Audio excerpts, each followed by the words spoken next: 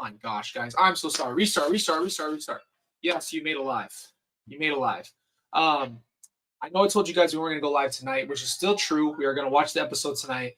I wanted to watch this clip on East Idaho News. It's with Nate Eaton and Keith Morrison. They are talking. And on top of that, I know a lot of you guys are in different time zones, so I'd rather us sit here talk today earlier before the episode so we can still have our Friday live, and we're still going to do a breakdown tomorrow. But I'm happy because we usually do our lives scheduled out. So good to see you guys. I'm happy that we could get this done. Let's react to this video together. We will still talk about everything tomorrow on Saturday about the episode that's going to happen tonight. But I wanted to do something today that we could also just keep our Fridays going. So I love that. I love seeing you guys. And it's also nice to not have the same exact time every time. I thought I'd just surprise you. Hop on here. I wanted to watch this video, but I didn't want to do it without you guys. So I'm going to pull it up. It's with East Idaho News. It's actually Keith Morrison talking to Nate Eaton about the interview that he did with my mom. So pretty interesting stuff. I'm going to grab my headphones. We're going to jump right in, give you guys my thoughts as we go along. But it is good to see you. I know, again, one of my best, yes, surprise. The reason why I wanted to do this in the middle of the day is because we always at the same time. And I know a lot of you are in different time zones. So that's what it is. Anyway, this video is with Keith Morrison and Nate Eaton. It's basically Keith's thoughts on what the interview was. So that's pretty interesting. Obviously, I want to see it. Haven't heard it. So let's just do a live reaction. Let's see what he has to say. And then the episode is going to air tonight. I am like really, really, really interested in what he thinks because it's not easy. And basically, as far as interviews go, so like as of late, it's Keith and me that have interviewed her. So anyway, the girls are in the background, just so you know, middle of the day. That's why we do it at night. So the girls are usually sleeping when we do our lives, but they're in the background. They're having a good day. But if it's too loud, we'll figure that out. But let's go ahead and get right into this, guys. It's good to see you. I'm happy you're here. Love you guys. Let me move this keyboard out the way. And let's get to it. Always so good to see you, Keith. I saw that. I think this is the 7th or 8th Dateline about this case. Number 7. That's a lot. 7. Yeah. Have you ever done another topic with this many episodes? I don't believe so. No, I think 7 is going to be the record. And will that be the last one? That's a lot. We don't know. 7 episodes. Well, if like it is 2 the hours last apiece. one, what an ending. Tell me how this interview came to be, Keith. Well, we've been communicating with Lori for quite some time, and I suspect you might have been doing the same thing, Dave. And she would dangle possibilities. And eventually, she talked to Shane a number of times, and Shane Bishop, our producer. She would dangle the opportunity of her interviewing in front of them and try to make something happen. So this is what I was trying to tell you guys. And I'm just glad you said that because I told you in my last video, I had heard that she wanted to interview. And so this just proves my point is she wanted to have someone come out and interview her. And I think she specifically wanted Dateline. You guys have already seen the promos. She acts wild towards Keith. She's super disrespectful. She's smiling. See, the thing is, like, I already know that there's a lot of evil going on in there, but like the smiling is really diabolical behavior. So, but it's interesting for him to affirm that because I had heard that she wanted to interview and that specifically she wanted to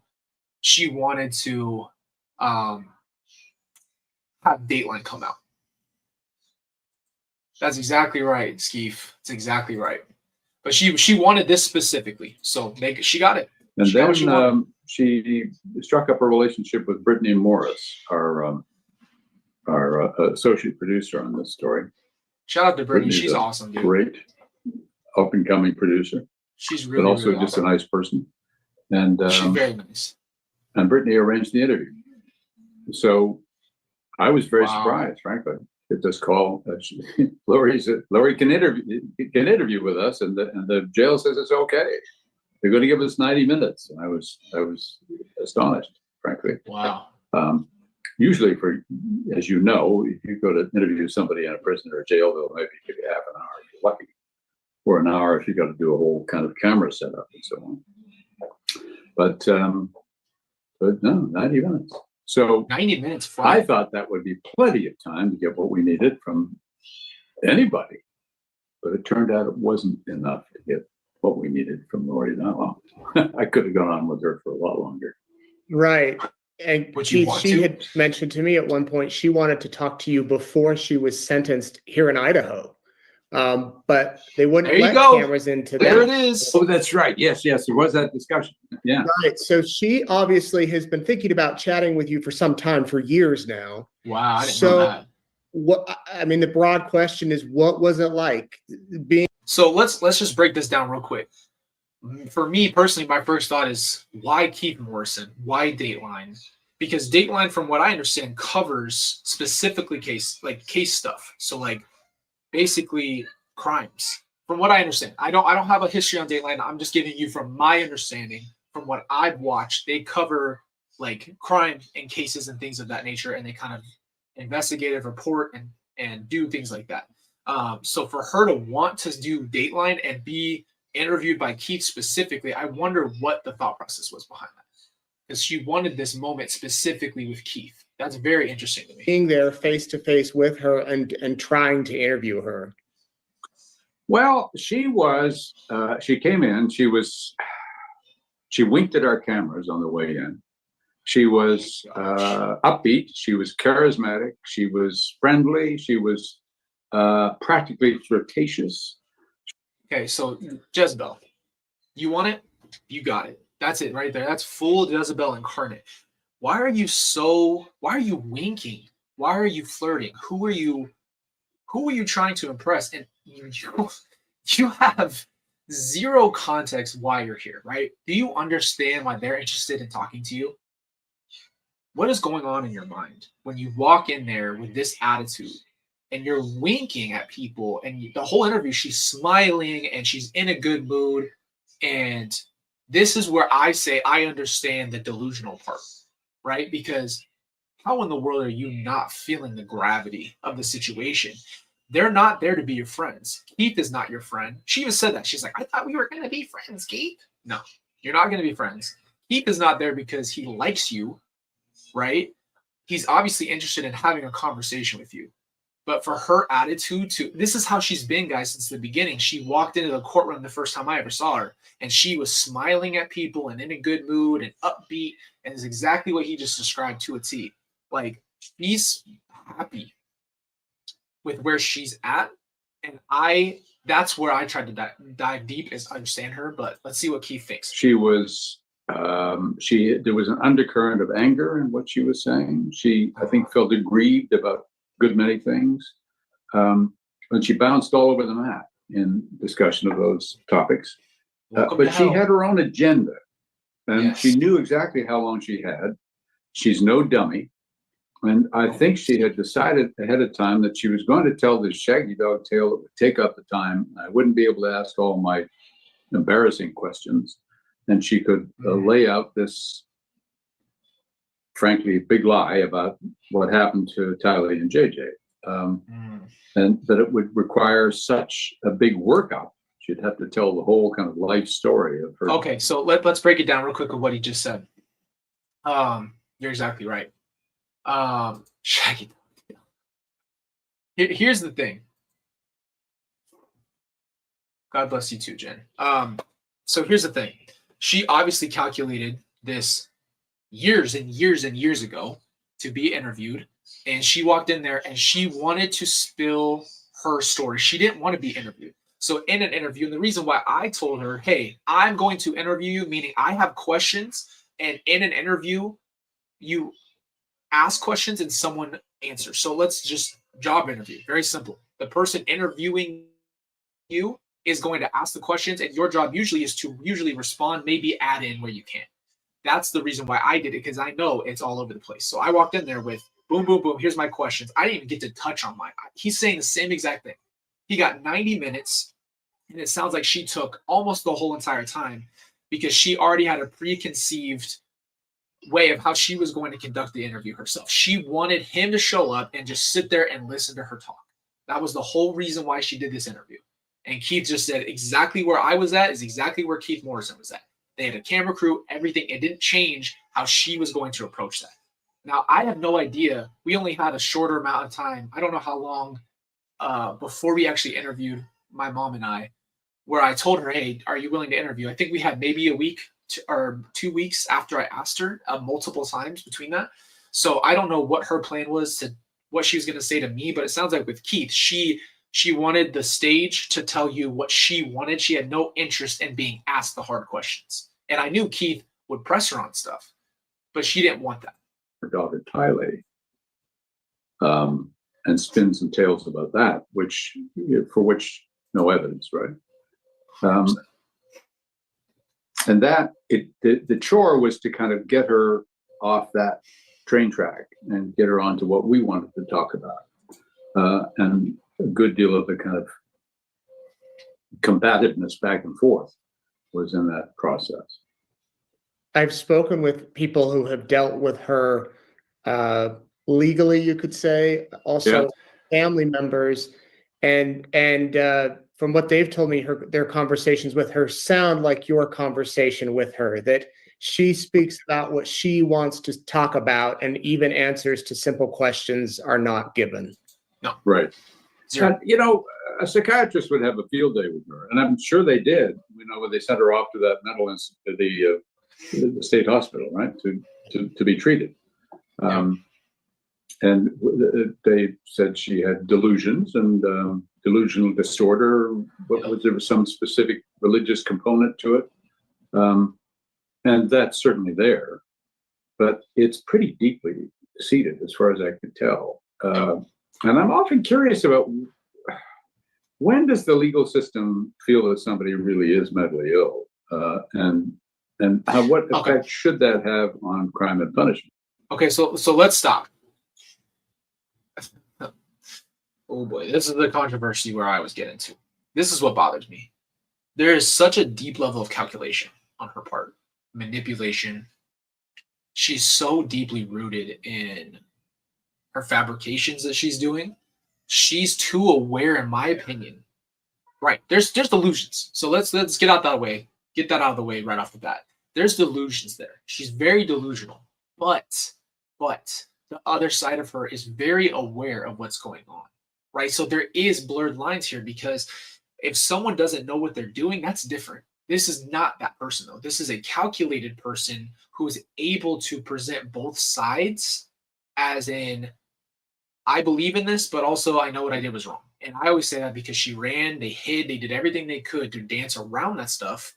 And if you go back in the Bible, all the people who were willing to say, I saw Jesus, this and that, and have those experiences, were willing to stand there and die on that, as scary as it was. So long story short, she knew what she was doing, and that's where they have to understand that regardless of what she believes will happen, if she thinks that she's going to be exonerated, or her and Chad are going to kumbaya out of jail and fly to heaven like in Greece, which I think is the most ridiculous thing. That's pretty much the same level of competence, is that you're going to fly away in a car at the end of the movie. Like, we're talking about that kind of delusion. That doesn't change the fact that she knew what she was doing was wrong. And she showed it in her actions up to that point by running, hiding, lying. All of those things are signs that she knew what she was doing. So that's where we have a big disagreement on her just being a delusional person. That's my biggest problem with it. Right. Exactly. Yep. That's the point. You can have delusions of other things, like the whole religious thing, or that you're going to fly away on a magical carpet. But at the same time, you're grounded enough to know what's going on. So you're not like mentally ill to the point where like you shouldn't be blamed for what happened, claiming insanity. You literally have been tested and tested and tested to stand trial, and they keep finding you competent enough to stand trial. So in that case, you understand what's going on. That doesn't mean you don't have crazy beliefs. Very simple. It's different in different countries and different jurisdictions. she's going on trial again for the murder of her husband. And will that become part of the defense? If I were her defense attorney, I would say yes, but she's her own defense attorney, and she ain't going to say that at all. Because she doesn't see herself as mentally ill. She sees herself as I haven't seen the only one who has the key to the truth. And she wants everybody to know what the truth is. But the truth is in her head, and it's in a attractive, smart, bright, quick, with a quip and a talk back. That person with that brain is her own worst enemy in some ways, but also she is engaging and will take up all kinds of time not getting to the point. You mentioned, now she's her own attorney. Did you sense not getting to the a feeling of arrogance from her about like, I am the attorney, I am in charge, no one tells me what to do? Not really. More of it's a learning curve, but I'm pretty good at this, and the judge is being pretty lenient and letting me do what I want to do. So that attitude, but there was an aggrieved nature to all of this. Like this, nothing is ever fair, and not whining about it, but just I understand things aren't fair, so I want to do things my way and try to get people to hear what the truth is. That attitude. More than anything, I think. Did she? I guess what was your most surprising element out of the whole 90-minute conversation? I think I was surprised by the how engaged and the raw native intelligence in the woman. Thank you. And that's my point. There's an awareness. I'm not going to go on another tangent. There's an awareness, there's an understanding. She's there with you. You're having a conversation, but there's all these other clouded pieces, and that's the problem. Is you can't really have a conversation, but at the same time, she's cunning, and that's what makes this so much worse. Is that there's an awareness. She did. You can't. You begin to sort of ask a certain line of questions. She knows exactly where you're going, and she has a dance to get out of it, and she does that quite skillfully. And I was surprised at her capacity to do that. Frankly, quite often people who are, who are delusional about things will spin you outrageous, crazy stories, but they don't do so with quite the same alacrity and charm and humor as she does. So, do you get the impression that I like the woman? I did, in a weird way. I liked her a lot. And yet I know that Keith, get the frick out of here, dog.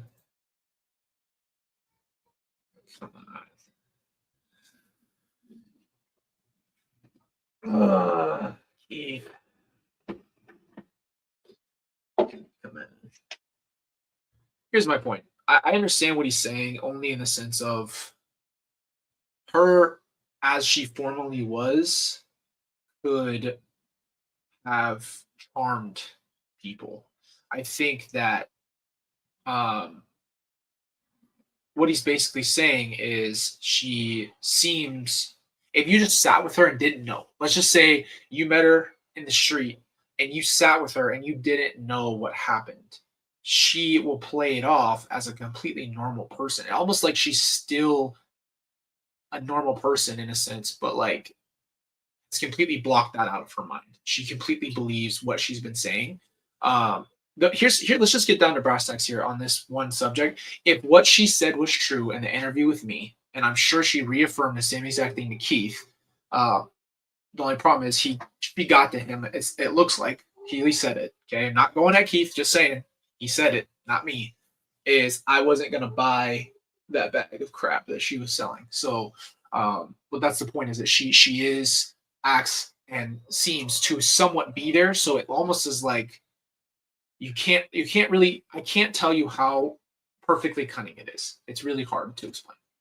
Let's keep going. It's a woman who killed her children, participated in the killing of husband, participated in the killing of the wife of her lover, planned presumably other killings too, as she was going to go on trial for those things. But and yet she is a very interesting person to talk to. Right. And she stayed the whole 90 minutes. She didn't leave. She didn't get upset. Even she said, well, we can't probably finish this in 90 minutes, so we'll just have to come back and do it again. The jailer said, no, you won't. But curiously, even though I was terribly frustrated at the end of this, I would go back and do it again. So in a way, can you see how maybe some people, I don't want to say fall under her charm, but could be attracted to her? Sure. I could see how she could be the ringleader in a group of people who were addicted to some kind of out there idea. If they could be sucked into an idea of that sort, if they were susceptible to it, then Lori could certainly be the person who would charm them into following her down the yellow brick road. Okay, so there you go. So this is the point. This is what's so interesting. I'm just going to break it down from an inside perspective here. A lot of people were trying to say, well, Lori led Chad, and that was their argument in their process, and then it was vice versa. Chad was leading Lori. They try to kind of throw each other under the bus in a sense of who was leading who. This was two people walking side by side in agreement. Chad filled her up and gassed her up, called her a goddess, did all this stuff, but she also charmed him and did the same thing. So he would do what she wanted. He would do what she wanted. I don't know. She would do what he wanted. Whatever I said. Okay, you get my point. They wanted to do it together. I don't think one was a manipulator, as in, oh, Chad got screwed because he followed her down the rabbit hole, and vice versa. They both wanted it. They both participated in it, and they both wanted to do what they did, and they both agreed on what they were doing. So, but I'm just glad. Only the reason why I'm glad, at least it makes sense. You guys can hear from an outside perspective too, that there is other people who are explaining what I've been trying to explain is like, yeah, it's confusing because even in the interview with where I did with her, the conversation kept turning back to her, almost trying to emotionally pull me back in. Well, you know that I love you. You know you're the only reason I'm alive still. Like, don't put that on me, dog. Like, I'm not the reason why you're alive. I'm not the reason why your heart's beating. Don't put that on me. Don't talk to me like that. So it's what the thing is, you have to understand. It's the calculated per person that she is. It's not across the board. She's going to calculate how she talks to Keith Morrison differently than how she talks to me. She's going to talk to her lawyers differently. She's going to talk to whoever in a certain way. That is called cunning. That is a smart person, and that is an aware person. You can't just do that. You have to be aware of how you're going to play. So she's there in that way. But I'm glad that at least you could understand from an outside perspective what I mean. You've interviewed a lot of people from behind bars, in prisons, in jails, exonerated, guilty. How does this one compare? Oh, I don't think I'd try to compare it with anything. I mean, look, I talked to a preacher one time who told me about how he cut up his wife into little bits in a bathtub and put them all into a Tupperware container and took them out and buried them under a cairn in the desert. But even so, when he dies, he said he knows he's going to, they'll be together again in eternity, and they'll pick up where they left off. So this is the problem, and I want to address this in a different video at a different time. I'm just going to say it here so we can segment off to that at some point. We're going to dive more into religion. We're going to dive into belief systems. We're going to dive into how people go into these positions of believing what they believe in. The point is that this stuff is always religious first, based, and then mixed with other things. And that's how people, I think, really turn these ideas of how things really work versus really how they worked. But people make up their own version of it. Seem to really believe that, but I'm listening to the story thinking, oh boy, this guy, he really is wacky. But he was wacky. And I'm sorry to be terribly dismissive about somebody, but he was clearly mentally ill. This one believes all that same kind of stuff, and yet has the ability to make you enjoy the conversation at the same time, or be frustrated but enjoy the conversation in tandem. Okay, so hold on, real quick. What did you enjoy? I just am trying to understand context. I'm not judging Keith. I'm just trying to understand what he's saying. What was enjoyable about talking to him? Because from the promo, he was crapping on you, bro. Like it was bad. He was all kudos to him. I'm gonna see how he handles it tonight. But kudos to him too, because you have to keep a certain level of composure. And I don't know what was enjoyable about it. Odd. It was just odd. Right. It was exhausting. I came out of there thinking, oh my God, I don't ever want to do that again. But now I would. It's weird. Right. You also spoke with Sheriff Ball, Detective Hermosillo, Doug Hart, some other people that we haven't really heard from since the trial, and Colby. What was your conversation like with Colby, Lori's oldest son? It was a heartfelt conversation and about what he has gone through and how he is trying to rebuild his life. And I must say that I felt for Colby so much more after having spoken to his mother than I could have before. Colby has gone through an awful lot in his life, and having had as his kind of North Star and the woman of his, he adored his mother growing up. They were close, he would, but seeing what he would have to deal with and how he would have to dodge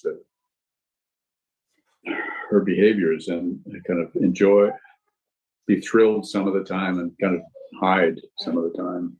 It would be very hard for a kid, and the divorces he had to go through and the huge fights with ex-husbands and court battles and the constant back and forth, and it just would be a very, very difficult life. And then to be abandoned essentially, and discover after his abandonment that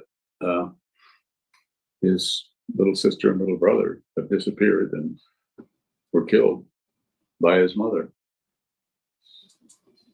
Yeah, dog. I don't know what to say. I didn't know I was in this. I was pretty on point. Damn, I did not expect that.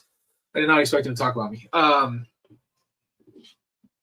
He's right on the nose. One thing I will say about Keith has head on straight. What I like about him a lot is that he's very grounded, and he's very calm. And he just kind of says exactly what he means, and that's a very, very great attribute. I mean, he's not wrong. I think that was really great insight. Yeah, that's wild. I didn't know he was going to talk about me, so I don't know. What to say about then that?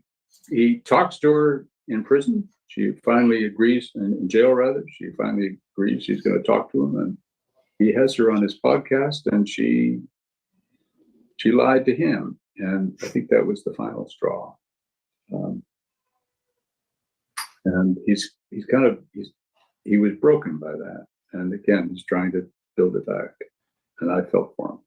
Right. It was a year ago this month, maybe even this week, Keith, when Lori was arrested in Hawaii and brought back here to Idaho. But 5 years, can you believe that it's been 5 years covering this story from, those early days in Hawaii to now a jailhouse interview? Yeah, well, it's such a strange story that we couldn't let it go. Right? Of all the things that have happened in Idaho that you have covered, I mean, you were born in the right place, I think, Nate, but for a news hound anyway. But how does this one compare? Because you've had some doozies. As you said, I don't think this one can compare to any of them. This is up there as far as, the tragedy, not that the others aren't tragic, and just the weirdness, the bizarreness. I mean, we do have the Coburn trial coming up later this year that you've covered as well. And of course, the Christopher Tapp, that's still unfolding in Las Vegas, his now death. Yeah. So when can we expect an Idaho book from you? I think you're the one who's going to have to write it. I guess just take all the library of Datelines from all these different stories and do like an Idaho weekend, just a marathon of all the episodes. We need more than a weekend. Right. Well, Keith, we look forward to seeing it Friday night. It's on Dateline, wherever you are. And if you're in the mountain zone where we are, it's on 8 o'clock on the West and East Coast, 9 o'clock. And then I think you can watch it on Peacock the next day. And then it's on the podcast the following week, I think. Just places to listen and see. You bet. All over. Anything you want to add, Keith? Just that it's very good to talk to you, Nate. And thank you for following this story as assiduously as you have. It's been very helpful. Well, always good to talk with you. And as you mentioned, the producers behind the scenes have been great to work with. And you mentioned that this might be the last one. There might be one or two more. Maybe more. Maybe more. Maybe more. Do that every time. All right. Well, I don't know what to say. I don't know why that popped up. Okay. Yeah. So, yeah, I didn't know he was going to talk about me. Here's what I'll say.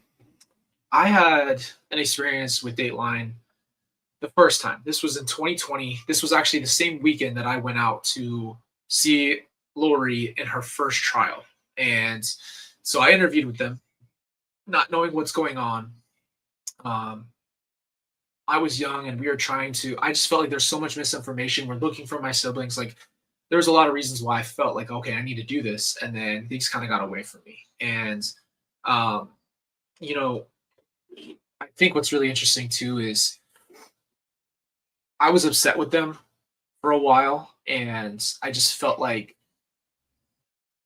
frustrated with media because we always end up talking about other things and they just weren't relevant to the moment. It wasn't more important to try to straighten out how many times Lori's been married or ask a bunch of questions. And I get that there's the interest there, but for me, the interest was very different than what they were interested in. So long story short, I think that this really was the best. This was the best experience I've had in media.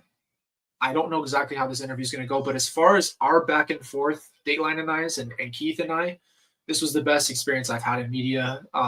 There was just a lot of respect and understanding, and everybody that I was around was great, and they deserve an applause because they were just awesome, and just was different. It was a different, very different experience. And I also feel like, just for me personally, I'm just a lot more confident in where I'm at in life, and I feel like I'm not, my head isn't spinning around at 1,000,000 miles an hour. So I feel like there is enough of me to be able to sit there and say, you know what, that's not something I'm going to talk about, you know, things of that nature as well. So I think overall it was a great experience in that way. Obviously it's always hard to have to talk about that stuff. It's always hard to open up and talk about the abandonment and talk about the real side of the emotions that come with that. But no, that's a subject we've been covering slowly on this channel. And as I feel that is necessary, I'm gonna take these off. As I feel like it's necessary for us to discuss different things that pertain to emotions and things of that nature, I just feel that we will get to that point where we talk about what I went through as I'm learning about it. And that's kind of what the channel's tone has been for a long time. Here's my thoughts before we go into this interview tonight. I feel like I have this thing already seen. I feel like I can almost tell you exactly how it's going to go. Very interesting that she already walked in there with that notion that she's going to talk about what she wants to talk about. She's going to discuss what she wants to, and he probably didn't get to ask a lot of questions. So we're going to see how it goes tonight. Now that you guys know who's in it, that's who I was told was in it, was other members of the police department that I wanted to hear from their perspectives. I would love to hear just what they think. I trust in that Keith asked them the important questions and things that need to be asked. So I'm looking forward to the episode in that way. I really want to see the perspective. I might be the least interested in what Lori has to say, just because I feel like it's just going to be a repeat. I think she's just going to try to tell. What she told me is that she can't tell what happened unless she tells Tylee's full life story. And I don't know how that becomes relevant to what the question is. She just starts to go into this whole history of everything that Tylee ever went through. And for her to even try to be the Tylee advocate makes me sick. So I don't know. We'll see how tonight goes.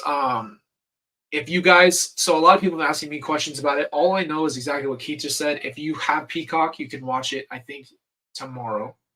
We're going to be discussing it tomorrow at normal time around like 7:30-ish tomorrow night. I'll post that for you guys tonight.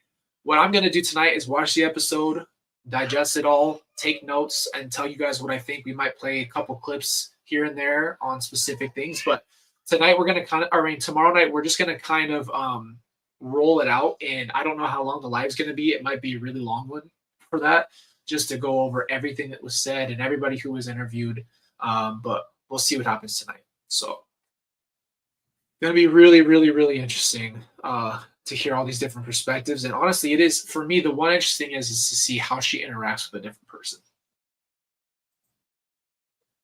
I could sense Keith's empathy towards you, and I wonder how the death of his stepson has affected his views on others who have lost ones tragically. Yeah, exactly. I think it's a really good point. And thank you for your chat. I think that's the biggest point is the conversation. You change a lot once things happen in your life. And so I think usually it gives you a better perspective. And as you learn, obviously it's a tragedy what happened to Keith's stepson, and we don't have to go into all that because it's not my place to talk on it. But, I think things like that do change your perspective. And I think that it's hard because then you feel the grief and you understand somewhat of what that feels like to lose someone, and it sucks. Everyone who's lost someone knows how it feels. So. Anyway, I'm so glad we got to do this during the day. This was nice. I'm sure you can hear the craziness going on in the house. Like I said, I might post something outside of just the time for tomorrow. Tonight, maybe I'll just post what my thoughts are. We'll see how it goes. You guys also tell me what you think. I'll post something out after this, but tomorrow night we'll go around 7:30, 7:45. And again, just bring the popcorn. I don't have the bag. I didn't bring my big bag of popcorn. I got to call Harkins and I got to get one on over here. And we'll sit down, we'll talk, and I'll tell you guys what I think. I really want to know what you guys think too. So we'll take a minute on that live tomorrow night to really read chats and talk about the episode as a whole. So we'll get into that. But anyway, excuse me. Love you guys. Appreciate you. I'll see you guys tomorrow night.